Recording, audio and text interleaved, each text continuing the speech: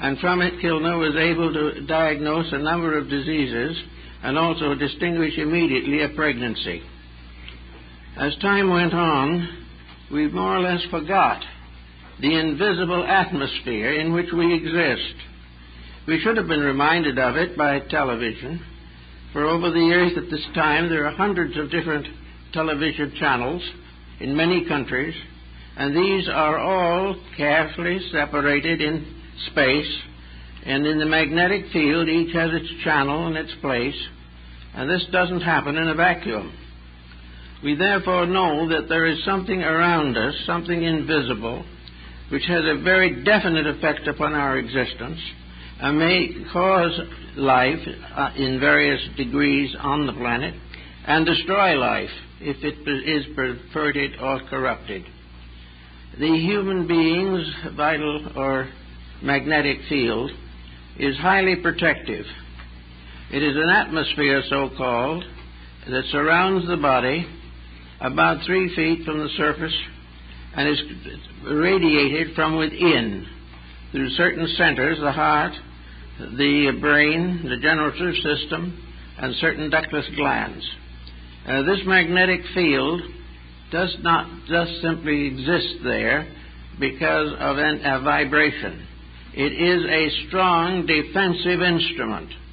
It was given to the individual to protect himself against outside contaminations. While this magnetic field is active, normal, well adapted to the needs of the moment, the individual will be resistant to nearly all forms of bacteria, will find it possible to be in contact with sickness without becoming sick, and is a great aid and help to certain nurses and physicians who must work in the areas of contagious ailments. This atmosphere is also not only physical, but it carries within itself a series of superphysical factors. For one thing, this atmosphere is susceptible of improvement or decline. Under proper training in thinking, constructive attitudes, and so forth, this magnetic field becomes highly protective. If, however, it is corrupted by the individual himself, if he permits negative attitudes to take over, if he misuses the powers and faculties with which he has been endowed, the field begins to deteriorate. And the more it deteriorates, the more likely the individual is to suffer from external conditions. This deterioration is not only physical but magnetic, also physical, etheric, and emotional, and may extend as far as the mental life of the person. The earth is similarly equipped. It has a strong magnetic field of its own, which at the present time is in a miserable state of disorder. This magnetic field is a kind of repository in which all the mistakes of mankind pile up together, and it forms a mass of disconnected, constricting, and damaging vibratory rates. We know at the present time, and notice, that nature is becoming rebellious. We have not been willing up to the present time to assume that anything that we do can have any effect except to advance progress. But there are many things that we do that not only do not advance progress, but destroy it. And in this case, the magnetic field plays a very important part. At the present time, it is little better than a sewer as far as the planet is concerned. Into it is poured all the corruption with which we are now burdening our national, international relationships. It is now contaminated by almost every thought and action of people. We have no longer any attitude of realization that effects follow causes, or that there is anything in nature that can punish misdeeds. The old theologian laid all this to God and the devil in constant conflict. Now we realize that it is a more simple problem, right and wrong in constant conflict. Right builds up the vibratory rates of the body, results in conduct and action which assists and strengthens the vibratory rates of nature, and helps us all to grow, be happy, helps the flowers to bloom, and all these things. Whereas a contamination of this field can result in everything that is detrimental and destructive. If we go back to the legendary history of the islands of Atlantis, we are reminded that according to the account preserved by Plato, this continent was destroyed because of its corruption. It became a place of iniquities, disloyalties, evils, and excesses, and was wiped out in a single night. This has been considered as a legend, but at the same time it is obvious to us today that while we hope definitely that we're not going to be wiped out, it is about time for us to begin to clean up our planet and ourselves. This little planet is being burdened with much more difficulty than any honorable planet in the solar system can take care of. We look around us and we see 6 billion people breaking natural laws. Most of them do not even realize they're breaking laws because they do not even know there are any rules in the game. They feel that the individual can have anything he can get by any means, that he can accomplish anything he wants to accomplish, even if it is by way of corruption. Therefore, the planet is becoming burdened with all kinds of mental and emotional corruptions. In addition to this, we have the physical misuse of energies. We see the great city rising up, and a great city is really a source of death. A great city is an area of land in which all natural vibrations are impaired.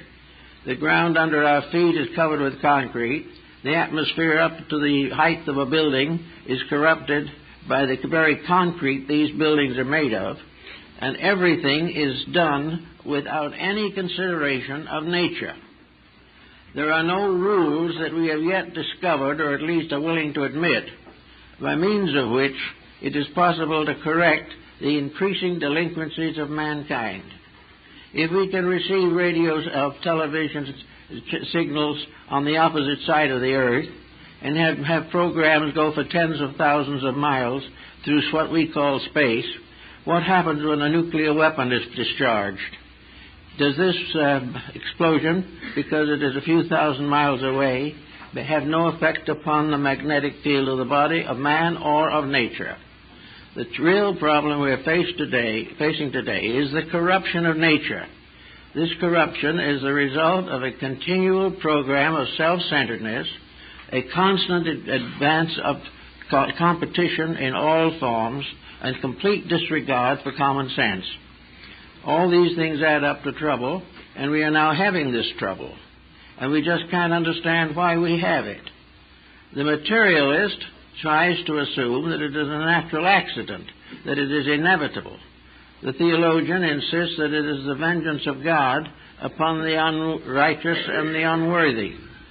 But between these two is a very simple fact that is due to the pollution and corruption of the magnetic field of the planet, and by comparison, our own magnetic field.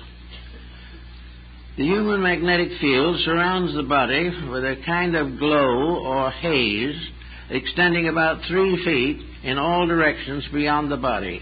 It is first described by several ancient Platonists and Gnostics in their writings. The study of the mysterious human beings who live in bubbles. The magnetic field is a kind of auric bubble. It contains the individual, supports him, protects him, and provides his inner life with clothing necessary to its survival. It is the clothing of righteousness, the one-piece garment without a seam, and it is a very important thing for all of us. Now, when we come to our own relationship with the other 6 billion that make up life here on the planet, we have the power to largely control most of the problems that arise in our personal environment if we will make proper use of the defensive mechanisms which nature itself has applied or given us to work with. Now, out of all of this comes the realization that attitudes are the things that affect the magnetic field. And researches that have been carried on show that all emotional distempers, all outbursts of anger, all ulterior motives, everything that is destructive is transformed into a rate of vibration and goes to work on the magnetic field. In other words, the field should be composed of certain magnetic colors, very clear, very bright, and very beautiful. But when a temper fit starts in, those colors change. Little by little, every attitude that we have forms a color pattern in the magnetic field. It also goes further than this into the auric bodies of the higher parts of ourselves, the emotional and mental. These corruptions show that the vibration is sick. Now, at the time of temper fit, the individual probably doesn't think he's sick. He just hasn't got good control of himself. He's disturbed, he's annoyed, and he feels that someone deserves a calling out. Actually, however, everything that destroys the harmony of the magnetic field is bad for the person. It is not something that he can recover from completely just by getting over that spell of dispositional excess. It is something that will return every time he has certain negative attitudes. And those people have a chronic habit pattern by which they can be expected to have certain reactions periodically. These reactions destroy the individual's defenses. They make it difficult for the body to function because the magnetic field and the energies within the body which supply this magnetism are corrupted or disrupted in their proper functions. Almost any kind of excess can do this. One of the most terrible forms of this excess, of course, is narcotics addiction, by means of which we are able to see the complete disintegration of the invisible person just as surely as the visible one. And it is the disintegration of the invisible person that finally ends in the decline and decay of the physical body. All of the actions of the individual are subject to laws of cause and effect. And there is nothing that we do that doesn't cause something. And if anything that causes something will have its effect. And the effect will be equal in every way, in quality and in direction, to the cause which gave it being.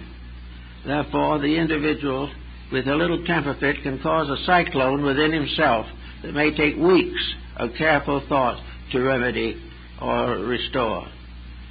Now, this means that there has to be some kind of a basic attitude that is useful.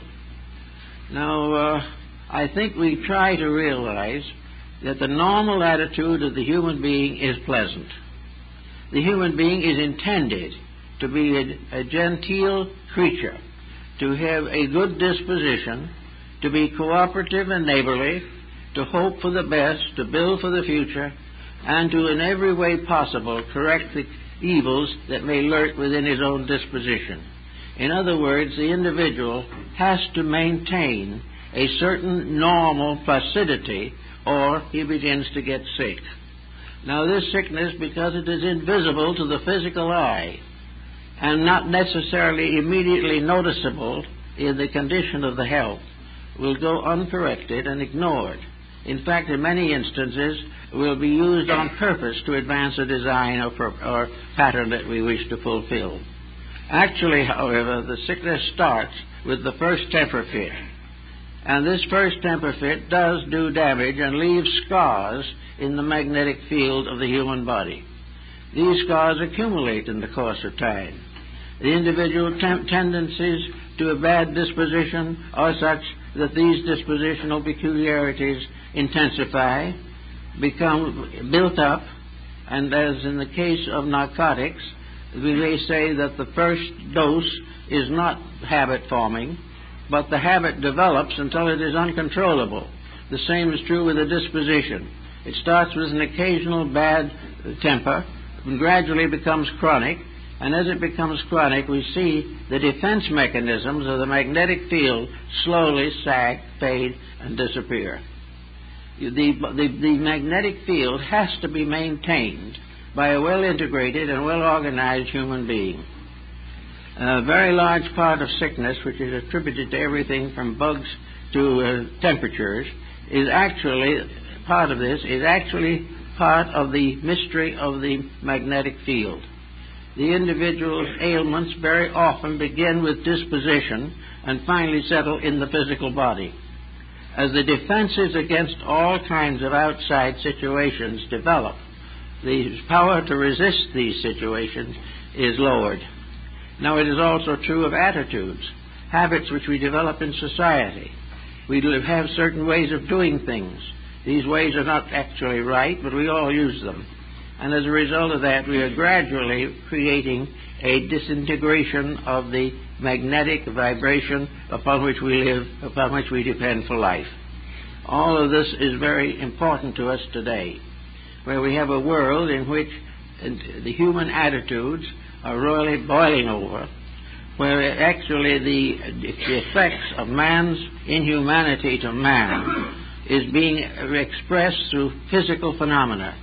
All kinds of disasters are now common, and in between the disasters we have wars. And the wars cause the disasters, and the disasters cause the war, and it is a vicious circle.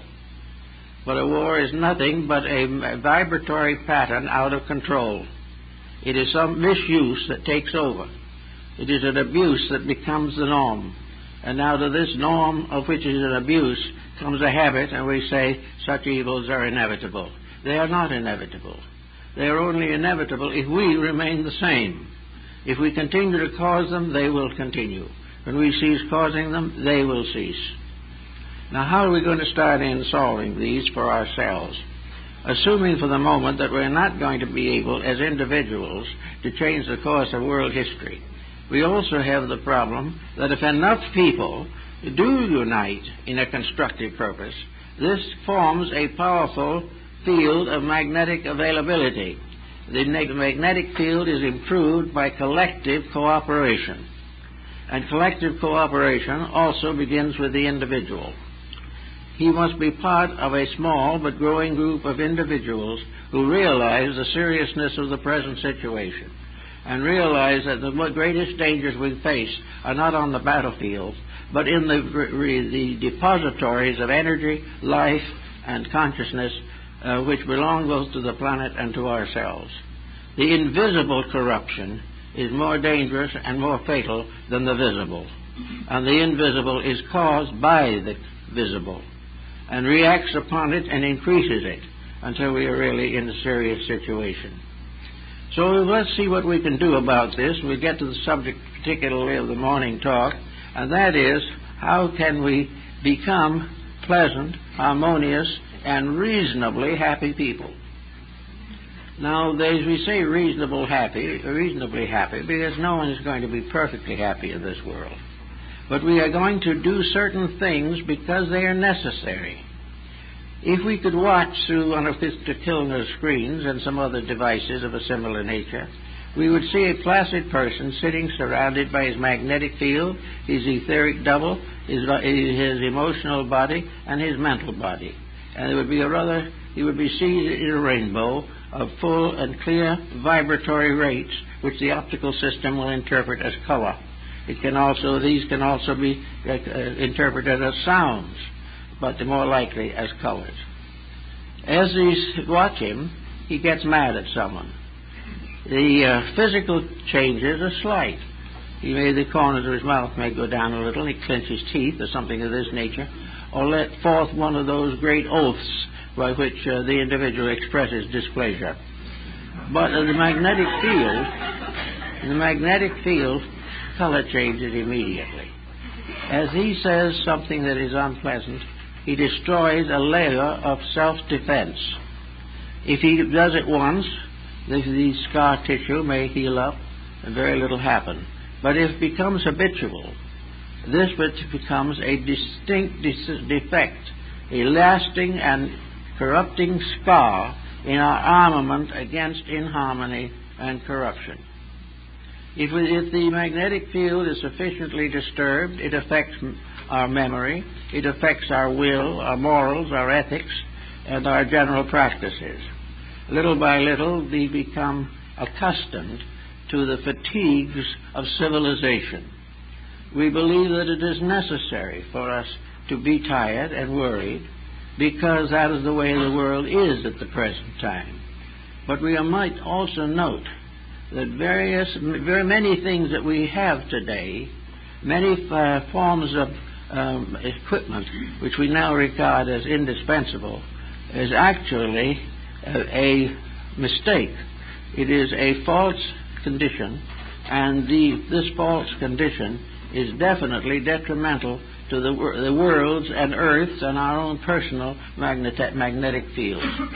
We are suffering not only from bad television, but from the magnetic field in which this is occurring, and the magnetic field in ourselves which is accepting it. We are now gradually subject to bad habits. It is just as much by bad habits as alcoholism or narcotics. The great city is a monument to bad habits. It is bad in almost every sense because it is unnatural, it's unrealistic, and unnecessary. But we call it progress. And to us, progress means to get into more and more trouble more and more often, until practically the trouble becomes continuous. Then we know we are progressive. We are progressing in the wrong direction. We are progressing back to a disaster rather than forward to a success. Now, to fight this problem ourselves, we can only do certain things.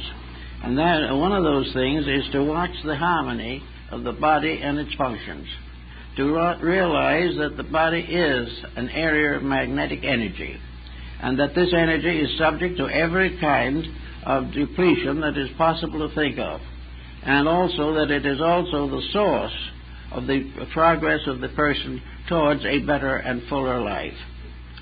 The main thing is that nature, in its own form, and as we have received it in the beginning, is pleasant, right, purposeful, and according to the will of heaven and earth. Nature is forever a friend. It is always the source of growth and progress, and it is also an endless cause of beauty. But when we begin to misuse nature, then it gradually turns into a monster of unwieldy and horrible proportions. Nature abused becomes a source of tragedy for all concerned. And we have made no attempt to recognize that these difficulties lie in an invisible range that our physical perceptions cannot see. If we could see the natural corruption and disruption which we are causing, we would probably do something about it. But on the physical surface of things, we are aware only of trouble. And this trouble we do not trace to its real source. The trouble is always an enemy of some kind, but the enemy is usually ourselves. And this we do not want to accept because it interferes with what we term progress, which is to advantage the individual himself. He does not mind or care what happens to others as long as he has his own way. All this adds up to a very sad, invisible world that is getting into the same condition as the visible world. The only difference is that you cannot reform the invisible world by election. You cannot put new officers out there to run things.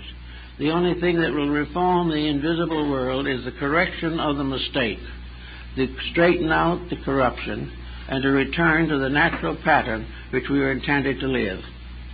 Now, there's a lot of evidence accumulating about this.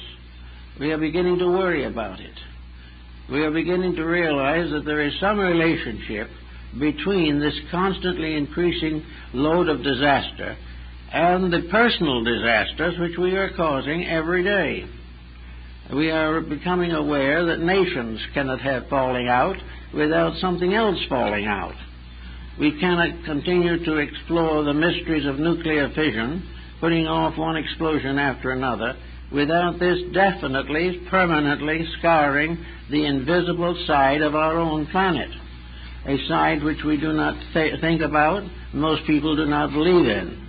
But something is happening which is gradually forcing us to recognize that there is some way in nature in which it can react to punish those that destroy its rules or impair its functions. And we are beginning to see this more and more clearly. Now, we are also told in the good book that when we are right, regardless of others, if we are right, there is a power that walks with us. If the individual is right, he will not be overturned or easily destroyed. The reason why he will continue and flourish when others do not is because this rightness is called in Bunyan's Pilgrim's Progress the armor of righteousness. The armor of righteousness is the magnetic field. It is that which defends us against not only the visible corruptions of nature, but the invisible pressures which surround us in the world of the environment. But in order to get this protection, we have to begin to put our own personal lives into some kind of a natural pattern. We must begin to think beyond the very narrow horizon of a short financial career surrounded by oblivion. We have to realize that we have laws governing everything. Human relationships. Broken homes break laws. Broken lives break laws. Broken hearts break laws. And our own various doings and believings have a very powerful effect upon the continuity and survival of our human species, along with most of the other forms of nature which we are sadly burdening at this time. So if we start out, we can say to ourselves, if I wanted harmony, if I really wanted to be happy and pleasant, what would I do to get it? And what will I do? And it must be something that I can do without injuring others. If I injure anyone else trying to do it, I frustrate the whole pattern. Therefore, it is some way in which I can be happy without hurting anyone. I can be happy without stealing anything. I can be happy without corrupting anything. That happiness results from being able to enjoy the virtues of nature and life, with which we were endowed and which were given to us as a divine birthright. We were put here to make a beautiful garden. Not only have we allowed it to go to weed, but we have gradually corrupted it until it is becoming almost uninhabitable. This we must know, or we will follow in the way of old and ancient peoples, as the Hindus say in one of their sacred books, the great Earth Mother has shaken many civilizations from our back. And unless we want something to happen of that kind, we've got to correct ourselves, because nature will not allow us to fail. Therefore, when it gets to a vital point, a major correction is necessary, which will not be pleasant any more than punishing a wayward child is pleasant, but has to be. For in the long run, life has to survive, man has to grow, and the world has to unfold its potentials. Anything that hampers this long enough and continuously intensifying will be met by nature with an appropriate disaster. So we have to think more or less of this. Now, the physical body with its magnetic field is a very interesting and complicated situation. Not only is this magnetic field the source of health, but it is also the continual fountain of restoration and improvement. The magnetic field is essential to the mental growth of the human being. It is essential to the social adjustments of humanity, and it is also very, very essential to the personal and group living of families and things of this nature. Most incompatibility is basically in the magnetic fields. And if this capacity is too great, if this incompatibility is too great, the magnetic fields will not permit the union to be fruitful, and they will have a childless home. Because with two magnetic fields in conflict, there cannot be a fertilization of the ovum. So that we have all kinds of factors to consider. But let's think for a moment how we could, each of us in our own way and with our own abilities, make things a little better. First of all, we can take disciplines. And disciplines come to us from almost all religions. And that is one of the reasons why religions have been in trouble so long. The disciplines are against our pleasures. The discipline in which we are told to do right is just too severe for us. We want to do what we feel like doing, and we will. And we rejoice in the fact that we've gotten away with it. We rejoice in the fact that we got what we wanted, even if it hurt someone else. But we got it, and therefore this is a success, and the rest is forgotten. But the part that is forgotten is the major part of the problem, because anything that is a success that is not lawful is a failure. Somewhere along the line, it is going to add up to disaster. The individual is not ruled by 10 commandments delivered from heaven. It is ruled by 10 commandments built into the very structure of the world in which we live. The laws of existence are all according to the laws of life. Everything that happens is either legal or illegal. There is no compromise. And wherever we are legal, we grow. Wherever we are illegal, something bad happens. So it becomes a very definite part of our need, of our life, of our purpose, and of our survival, that we begin to discipline our own lives. Now, one of the disciplines that we can prove to be helpful is the state of happiness. Happiness, to us, is to get what we want. Well, in nature it is to do what we should. The individual who wants to truly be happy must keep the rules of living. Otherwise, he may have a few days of glorious dissipation and then misery. It is perfectly proper to consider the fact that the person who is right will be happy. Now, to do that, he must cleanse his mind and his life from the causes of unhappiness, and must get rid of the belief that his errors are the source of his happiness.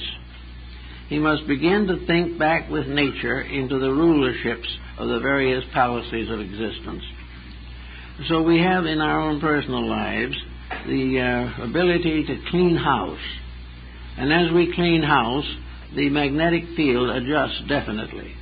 And if Dr. Kilner was still alive, he would be able to probably tell us pretty much how much house cleaning each one has accomplished. This house cleaning has nothing to do with talking, unless that talking is expressing an inner conviction.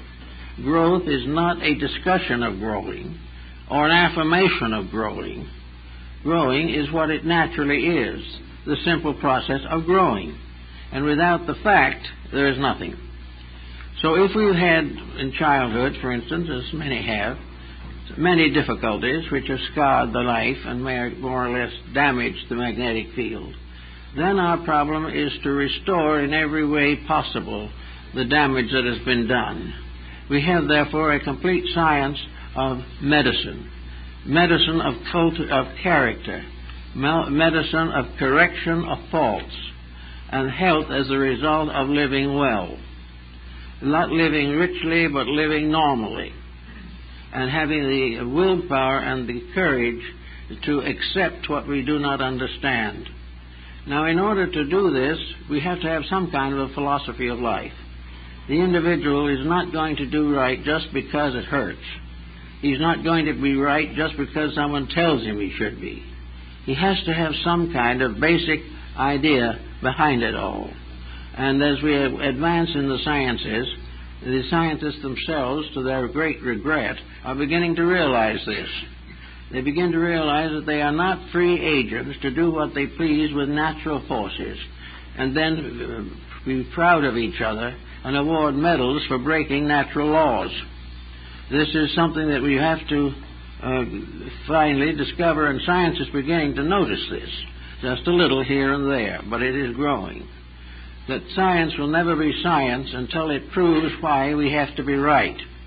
And when that happens, then science will begin to be scientific. Up to that point, it is completely theoretical and very largely conflicting.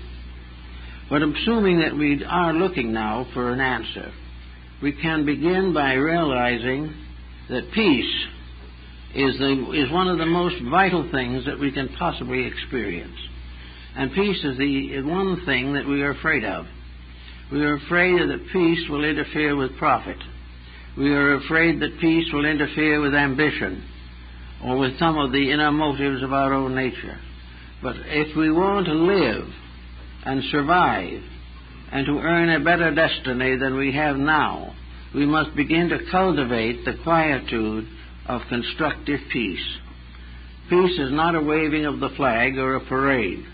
Peace is quietude based upon the realization of the purpose of nature. It is the realization of what we should do and what we should be. Peace is freedom from illusion, from deceit, and from all the false fallacies of life. Peace is to be normal. When you're at peace, the heart works normally, unless it's really worn out. When you're at peace, the circulation improves. The digestion gets better. The faculties begin to restore some of their strength. And peace plus a normal, pleasant, simple way of life, and a way with thought is always to protect the normalcy, that we can not only have better health today, but we can have a greater expectancy for longevity. We do not really wear out the bodies. We let them rot out from indifference or from circumstances which we regard as inevitable. Well, a few circumstances probably are inevitable. But where they are inevitable and right, they are so judged by nature. But where they are not inevitable and are still perpetuated, then they become dangerous interferences with the function of life. If we took the physical pulse of man, we know that when it's too high or too slow, the health is not good. But the magnetic field also has a pulse rate. You can see it, it flickers. It is as though it is breathing in a great rhythm. It seems as though that it has its own tone. The Chinese call this tone the Great Kung, because it represents the rhythm of the infinite. And this is the rhythm that goes on forever. And those who can tune into this rhythm also have greater extent of power and life and a greater future in life to come. So this pulse of the nature, if it is disturbed in man, requires attention. If this pulse is disturbed, usually there is a disturbance factor, which is either an accumulative disease or else it is too much wear and tear or too much use of destructive foods or elements. Actually, the pulse of the Great Kung is the rhythm of nature. And this is the rhythm the sages find. This is where the old immortals gather in the mountains of the moon and sun to live together forever in wisdom and understanding. The mountain tops of the future are related in a wonderful way to an invisible scenery which we cannot see. It is a qualitative scenery, a scenery in which beauty is the great predominant factor. If we are not beautiful, the scenery changes. And the scenery is what we call looking to the future. The individual inside himself feels in some way his adjustment with the scenery of his own attitudes. And as these attitudes become destructive, the scenery becomes distorted. If there is a great anger in him, the scenery breaks into a volcanic eruption. Nature has symbolic equivalence for all of the intemperances of man. And nature in the long run causes these intolerances and these mistakes to descend upon the human being in physical and recognizable form. But in the beginning, they're all invisible. And as long as we can keep them invisible, because we do not tempt them into existence objectively, we are much better off. Now, how do we be happy when things are there as they are today? The first thing is, if we have a proper understanding of life, we realize that the things that happen to us are all part of growth. They are part of the lessons that we must learn.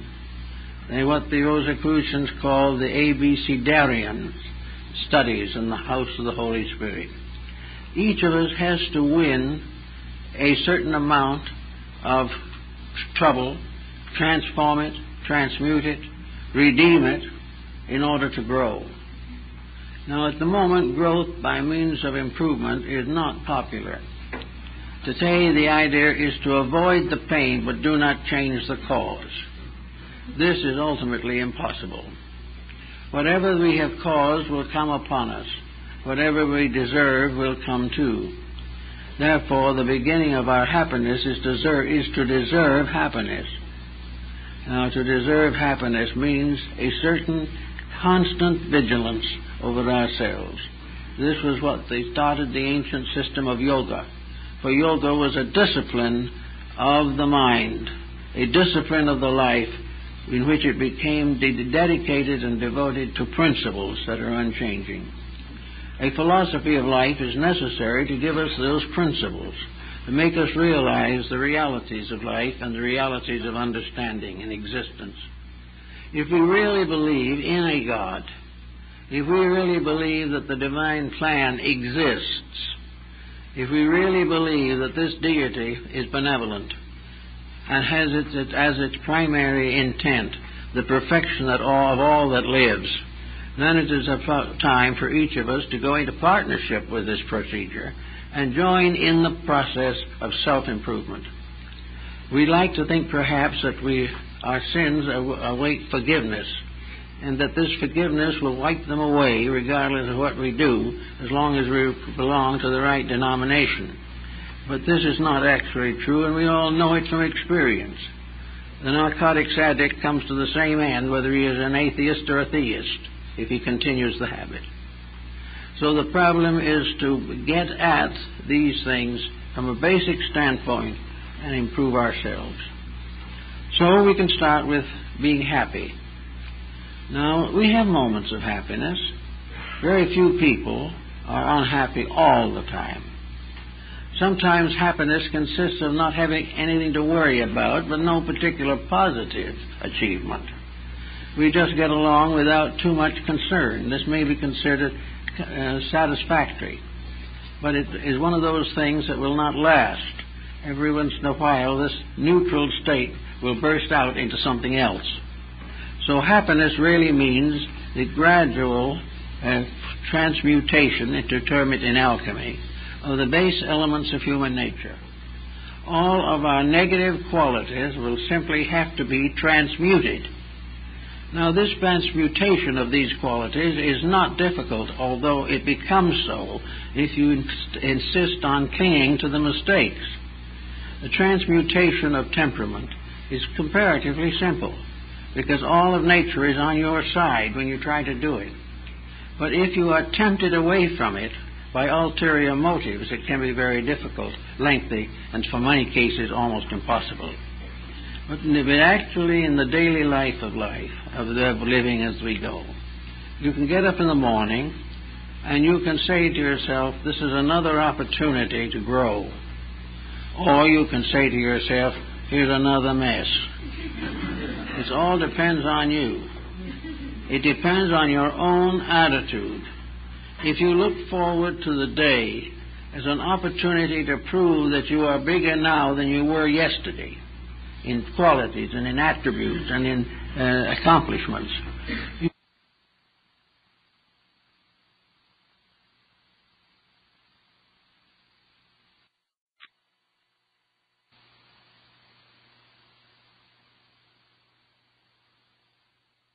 it becomes chronic. If, however, you wake up in the morning and you say this is a good day and begin to live that way, you will find that many of the evil, negative factors will gradually disappear and you won't have to worry about them. They're gone. And you can meet each one of the experiences of life for what it is, a lesson. Now, in school, you're supposed to have a certain passing grade or you don't graduate. And in the problem of the school of life, you either have to have a passing grade or you don't graduate. And if you don't graduate, you'll have to come back sometime and take the lesson again. So you might as well win in the first place, because it is also going to be easier. Also, you will look over your worries and find out how valuable they are. Are you worrying about things that are no business of yours? Are you worrying about things in which the values are not worth the worry? Or are you worrying about the damage to some symbol of your own individuality? Are you afraid of loss, afraid of losing money, friends, family? Is fear the motivating principle behind all these actions that you're committing? If so, this is all wrong, and you will get into more trouble as you go along. Start today with a realization that every opportunity of that day is going to be to help you to be better. That when that phone call comes, answer it without fear or objection. If there is difficulty in the office, face it. If there's disaster threatening in the home life, do everything possible to make sure that there is no part of that difficulty due to any attitude or reaction of yourself. Everywhere, work for normalcy. Work to achieve a state that you wake up with a smile and you go to bed with a smile. And that during the day you have not closed your mind and merely laughed by not thinking, but you have opened your mind to the values of the things you have feared and worried about. A problem exists to be solved, not to be worried about. And if a worry is all we can give it, all we do is to destroy our own health. Also, all these mental and emotional attitudes do react upon the physical body. They react in lowering the function of the body. Now, as the physical body and its glandular structure are the sources of the magnetic field, the more the body is abused, the weaker the field becomes, until it is no longer able to protect us, and we can have great trouble from some slight cause. Always there's this great problem that wherever, individually or collectively, we disobey the law, something is going to happen. And the only answer is to get back on the track and stay there until the problem is solved. To do this, you will also find very much improvement in health. You will find that you do not have nearly the needs for some health support. You will find that your doctor's bills will become less when you do more constructive thinking for yourself. This does not mean that just constructive thinking can take away a pain. This is not what we're trying to say. But constructive thinking can remove the cause which is manifested as pain. And very often these pains are of psychosomatic origin. The individual who is troubled all the time is sick all the time. And if they are not physically sick, they're mentally and emotionally ill. The only way to be happy, healthy, and contemporary is to face each problem head on. Solve it to the very best of your ability, and be able to solve it upon the background of a philosophy of life that is adequate. Now we can say to people, how do we know there is a philosophy of life? A lot of people deny it. They say that all this is superstition, that if there is any moral code, it is because some small group wants to impoverish us, that we are actually free agents. But that we are not free agents unless we are free of the delinquencies which impair judgment and integrity. I think the first thing that we have to realize is that wisdom is simply the internal function of the mind. Now, if you're looking at the magnetic field of the mental body, you will see that it is stratified and it also a constant flickering of light through it. If the mental attitude and the concept held is right, these colors remain clean. If we attribute to mind things that are not right, which are not really oriented, then these colors begin to fade, change, become dull, negative, and then we say we are a pessimist.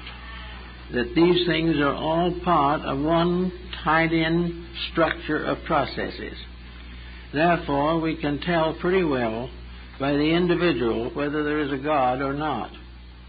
The individual who is living well, doing the job well, has a happier personal existence, is being rewarded, if not directly by God, then directly by the laws which deity has established.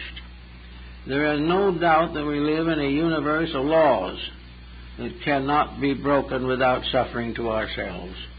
This is true of nations. Every nation has a national entity. It might be called a collective person. Every nation, every person from another country has a part of that country built into his psychological integration. It is a racial factor, it is a national political factor, and it is very often a physical structural factor by which this individual is differentiated from others.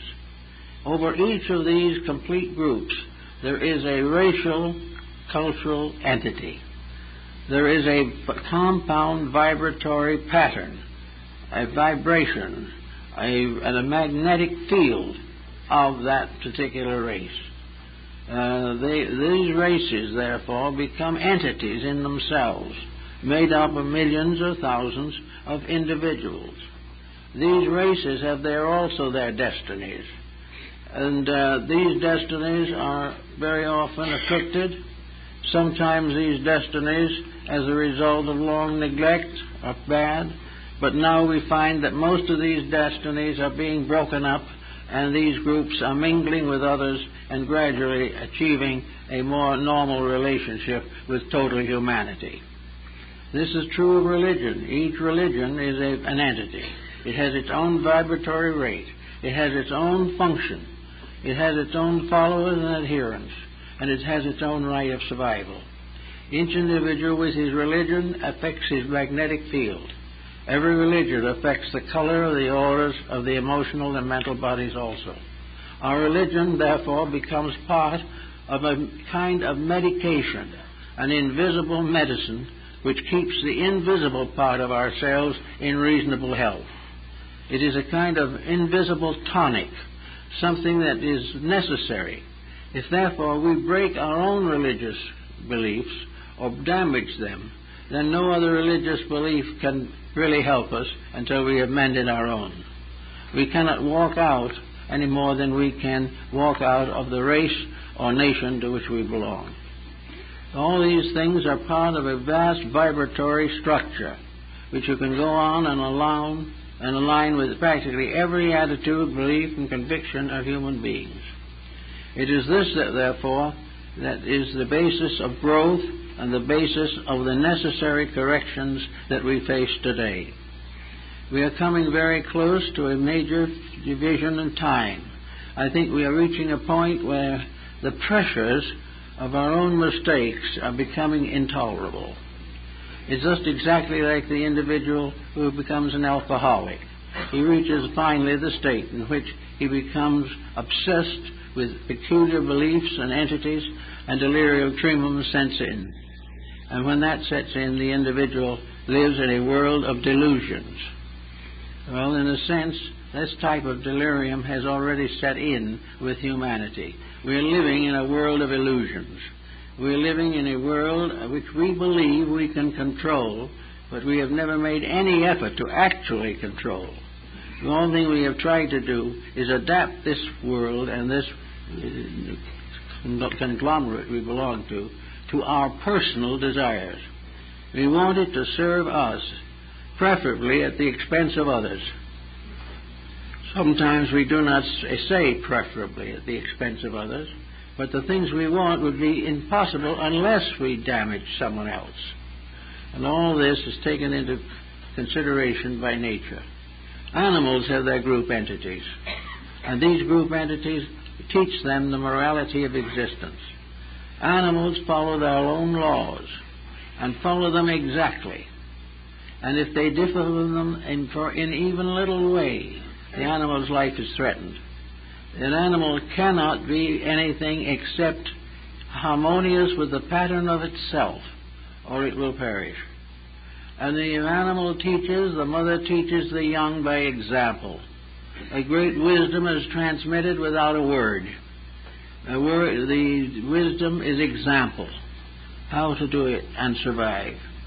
These creatures, all as the Buddhists have pointed out, have their spiritual leaders, sages and saints invisible to us, who have taken on the burden of taking care of the little brothers, taking care of the little ones that are not yet wise enough to take care of themselves, whose bodies and nervous structures are not sufficiently attenuated or sufficiently coordinated to permit the entrance of an individual entity. These things have to come with time. But everything works for harmony. Everything must harmonize with everything else. We will never really have a religion until all religions harmonize. It isn't necessary that we all believe alike, but it's necessary that what we do believe is right and for the good of all. Then we can go on with other points of the same thing. Music is another entity. Art is an entity. These things are magnetic patterns by means of which beauty and harmony are perpetuated. Pythagoras pointed out, and others after him, that every musical note has its adjustment with the universal pattern. Everything is one great plan, one great harmonious, happy unity. Except man will not permit it to do this. He insists on endangering it. He insists on damaging a beautiful necessity in order to achieve some cheap success of his own. So as we're coming time now to the end of this century, the time has come for a more or less careful estimation of what's going to happen. That we are not going to be wiped out, but we are going to be forced to reconsider action which is obviously wrong.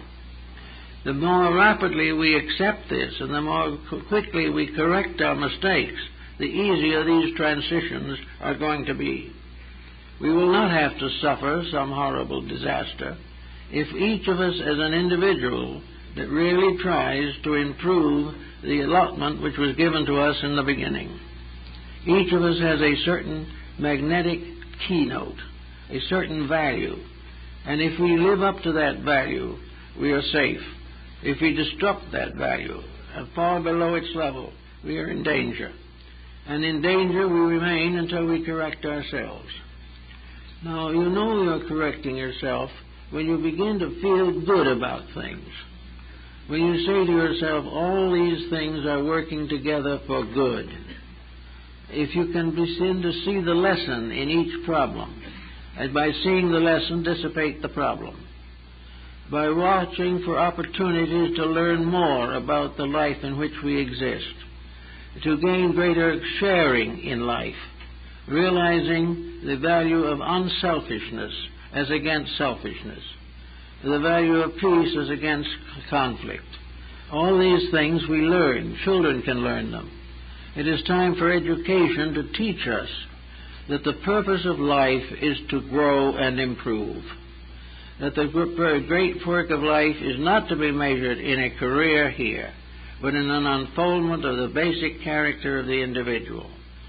Someday we may have a motor or a computer or something which can estimate the actual moral growth of human beings.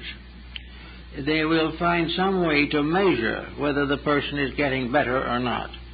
We have all kinds of medical devices now to diagnose ailments and in many cases to correct them. But we need a still greater instrument by which we can diagnose motives, by means of which we can look inside of the individual or individual's activities and find why he does what he does. And if in so doing we find that the answer to that what is selfishness, self-interest, and more or less competitive thinking, then that machine will tell us we're in danger. If, however, in checking it, we find that the person is kind, generous, gentle, non-offensive, very, very low and slow to develop any antagonisms, and if any exist, to correct them immediately.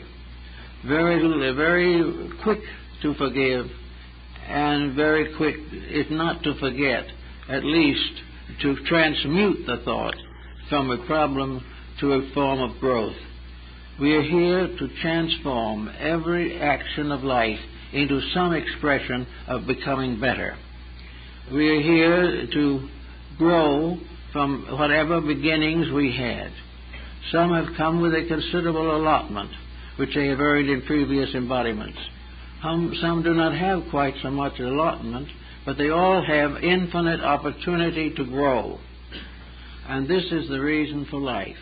Our schools should be teaching growth, teaching young people to become better, more useful, and finally happier. Because happiness is to keep the rules. And if you keep them perfectly, you can have a perfectly happy life. We're probably not going to be quite that good at this particular time, but we can improve. We can reduce our unhappiness 50 or 75% in a year or two if we do some constructive thinking, and also apply that thinking to the correction of mistakes in the personality. We can finally estimate our own natures. We can see what the dangers are. We can realize where the shortcomings are important, and in this way, by self-analysis, restore equilibrium. And by doing that, restore happiness. Happiness is normalcy. It's not being average, it's being normal. Happiness is the individual doing what he is supposed to do with a full understanding of why. And while he may not at this stage have that full understanding, he can, through religion and philosophy, anticipate its probabilities. There are very few people in any civilized nation who do not understand honesty and integrity, but they do not believe that it is valuable. They say to themselves, in a short time I'm going to be gone, and I might as well make all I can while I'm here. Well, that might be all right if there was no place where we're going, but that is not sure either. And it's better to be on the safe side, just in case. And if we do survive, then all that is good will be added to our allotment, and that which is wrong will be set up for further correction. We live in a world of correction, which will continue to correct until there's no defect that needs correction. And this applies to individuals and to nations. We are going to have all kinds of dismal occurrences until we begin to live the principles which we all know to be true. Of the 6 billion people we now have in the world, approximately, probably 4 billion of those people are religious. They believe in some kind of a God. They believe in some kind of a golden rule. They believe in some kind of a table of commandments. They all have the same basic concept, and that is refrain from evil, practice the good, and continue to hope for the future. If therefore we all have this in common, why is it not obvious? Why do people in the name of religion murder each other? Yet they have been doing so from the beginning of time. And they have bred nothing but war, disaster, difficulty, and death. Even today, sorrow is being generated all over the world by fanaticism, self-interest, selfishness, and these things. And what are they? They are simply the extreme examples of a system which is wrong from the beginning. This is the final fruit of wrong thinking, wrong living, and wrong believing. Therefore, it has to be changed. We have no right to continue to believe that we can break the rules of friendship, kindness, and society with impunity simply because we hate somebody or we're trying to take his country away from him. All these things are outside of the divine plan. Now, a lot of people don't want to believe in a divine plan, but many of them are gradually being converted principally by the fact that they can't live by the beliefs they now have. They cannot survive. They become hopelessly bogged down. And there are a great many people today who commit suicide simply because they can't live with their own concept of life. And it's not necessary for them to get out of here. It's only necessary for them to change their own concept, to get nearer to the facts of things. to have a life that is real, to have a life that is founded in truth instead of in selfishness and personal aggrandizement. So we know that we are working with a chemistry, not only a visible chemistry but an invisible chemistry, that we're working in a universe every part of which is alive. And everything that lives is ruled by the laws of life, by the rules of living, and by the tremendous archetypal plan which we can hardly conceive of, that governs and regulates the conduct of every living thing. Also that even the most so-called inanimate objects have their magnetisms, have their possibilities of communication, and things that we don't believe at all have also proven to be very valuable medicinally. Something that we can't understand as a living thing can become a remedy for an ailment in a living thing. And that is because the thing itself is living, only we didn't know it. So everywhere there's a great alchemy, great chemistry going on. And every once in a while we have to have proof of this. So we have proved it down through the ages, usually by sorrow. Usually the proof has come in some form of disaster. Therefore, it is very more important now to try to avoid disasters, to try to make any further disaster unnecessary, because we have opened our eyes and seen the truth. The truth for each of us is the same. Be kind and be happy. Do good and be happy. Be unselfish and be happy. And in all things, love each other and be happy. And carry no ill will, and carry no flattery and no lies about each other. Always doing what is right and being happy because we've done it that way. For the moment we do something we regret or will regret, we are disturbing the harmony of nature. And this harmony is so exact. We have a funny little statement that nobody's ever made much out of, and that is that God is aware of every sparrow's fall. And this is probably quite literally true, because every little incident that occurs feeds this great reservoir of energy and is a permanent part of an archetype that is developing. And everything that is unfinished business will have to be finished. And there is no person, no matter how humble or how apparently neglected they are, whose problems, projects, and solutions do not exist. They are all part of a plan. There is no thing alive or living anywhere in the universe that is not under law. And this law has only one purpose: the perfection of all that lives. And with that realization and that constantly in our minds, I think we can increase our participation in happiness, comfort, pleasure, and joy. There's an old fable you probably know about the Indian emperor who was grieving over the death of his wife. He was irreconcilable. And finally the soothsayer told him, he said, the only way you will get over this terrible grief is to wear for one day the shirt of a happy man. So the viziers sent out messengers all over the country. And at last, after a long time, one of the messengers returned and said, Lord, I found the happy man, but he doesn't have a shirt. This is the type of thing that we gain from ancient proverbs and so forth, but there's a lot in them. We want to be all that we should be, but to do that, great pressures must subside. We have gone about as far in the creation of billionaires as we can go. There's not much more that we can pay our athletes without everybody going broke. Their stocks have tumbled down very notably in the last few days, and everywhere excess is burying itself.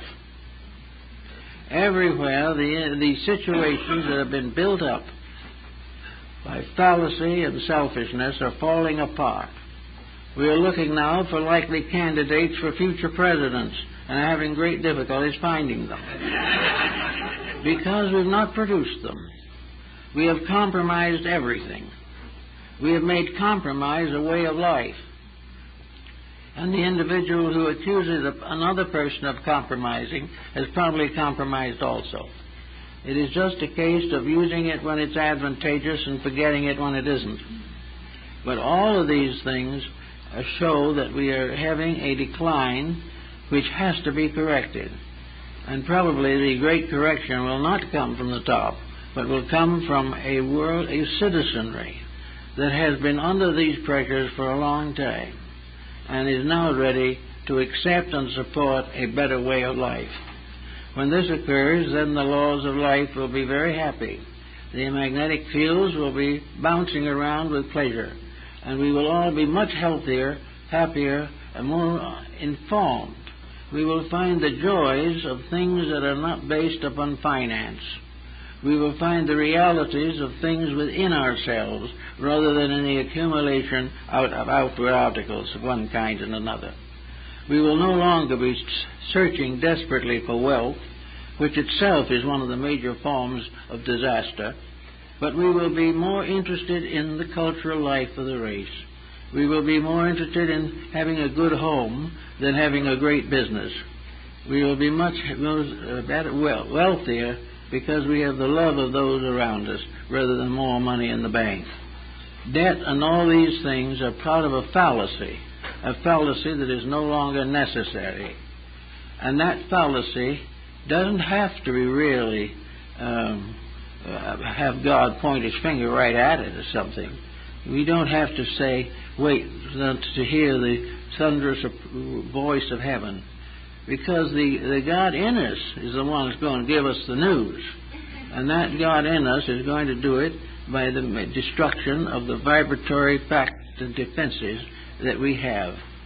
When we break the laws of our own way of life, we will begin to find the magnetic fields disturbed, sickening, and while you can't see them, but you will feel them. You will know that something is going wrong. And little by little, these neglected fields will convey themselves to the body, where they will break down physical functions and deplete physical organs and make the survival of life impossible. So we start by keeping the rules, and then the rules will keep us. And if we keep the rules and they keep us, we can be happy. We can be happy with the realization that at last we have found a security based upon our own integrity, which is the only honesty that can be in nature. We cannot depend on someone else to save us. We must achieve our own redemption through the practice of the principles of good. And if we do that, each day we'll be a little more pleasant, a little happier, our friends will be better, and if we run across a situation that is disagreeable, we will find some gentle way of solving it, solving problems without temper fits, without turning away from people we've known for years. All of these things are foolish. The only thing that is necessary is to maintain a natural regard for life. We think of deity as something that loves everything. And we are most like God when we begin to love everything that is lovable or right. And that which is not lovable or not right becomes a problem for us to help to solve. For everything that is necessary for man can solve by cooperation with himself. And when he cooperates completely with himself, he is fulfilling the law of God in his own life. So we have all these things to think about, and I think we should realize that we can have a much happier life by beginning to live it in a constructive way. And that there's no escape, because there's inside of us this invisible energy field. And when we pervert it, it punishes us. And this is something we can't talk ourselves out of. Nobody else can get it away from us. And no other person can change that magnetic field except ourselves. We can't have it corrected by somebody else. If there's a correction from the outside, it may give a temporary relief, but gradually the old patterns close off and the individual goes back to the problem. The only way he can get away from the problem permanently is when he solves it for himself. It's the only way to be healthy is to be healthy yourself. No one else can bestow this upon you. And so in one way or another, we're all trying to do something worthwhile, and we believe that even if it doesn't solve everything immediately, that if we're a little happier about the way we live and a little happier about other people and very glad to see the success of others, all these things will help us to be better, healthier, wiser people and have smooth friendships, and we'll learn to understand the inside parts of ourselves. Well, thank you very much.